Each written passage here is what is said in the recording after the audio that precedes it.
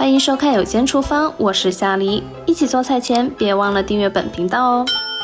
今天来看看怎么简单的做韩式泡菜。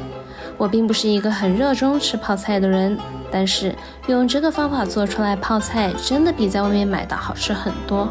而且泡菜确实是一个很好用的配菜，搭配其他食材很容易就可以做出各种简单而美味的菜式。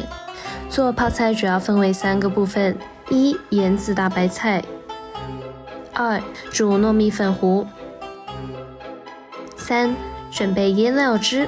第一步，首先处理大白菜。我们今天用1颗白菜，如果白菜外层比较脏，就大致冲洗一下，因为腌制以后会再冲洗，所以如果不是特别脏，就可以直接切开。把白菜帮对半切开，掰开，再切半。传统的韩国泡菜对半或切成这样就可以了，但我们今天是简易做法，所以继续切成小块。等一下腌制的时候掰一下就行了，而且吃的时候更方便。全部切成大概这个样子。接下来把盐均匀的和白菜混合在一起，让白菜做一下 SPA， 出一些汗。一层白菜，一层薄盐，然后轻轻的混合一下。我的盆子太小了，分成2盆。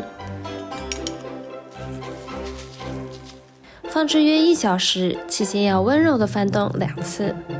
趁白菜做 SPA 的期间，来备其他料。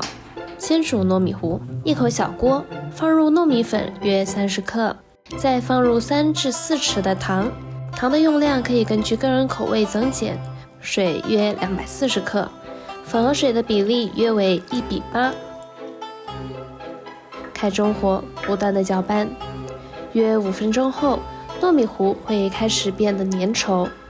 继续搅拌，等整锅都变成粘稠，而且开始沸腾的时候就好了。离火冷却一下，接下来切配菜。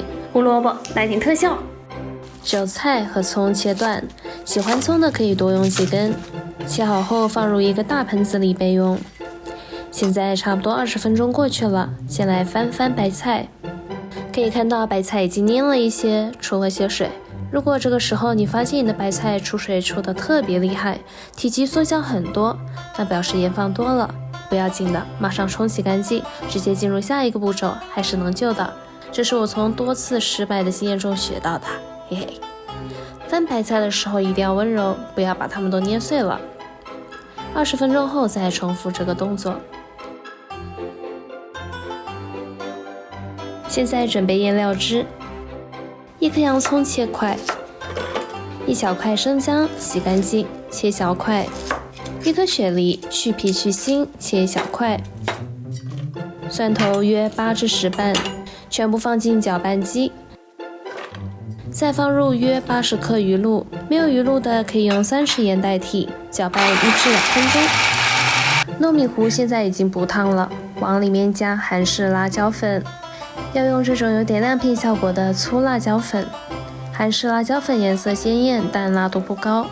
加入5匙，这样大概是中辣。混合好以后，把搅拌器里打好的腌料倒进来，拌匀。全部料汁再倒入切好的配菜中，再次拌匀，待用。再来翻滚1次白菜。做完 SPA 了，来给白菜洗个澡，冲呀冲，洗呀洗，过3次水，沥干。最后装盒，拿一个密封的容器，玻璃的最好，但塑料的也行。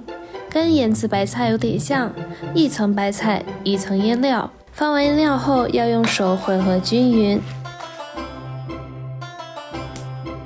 盖上盖子，放入冰箱，大功告成了。7天后就可以开始享用了。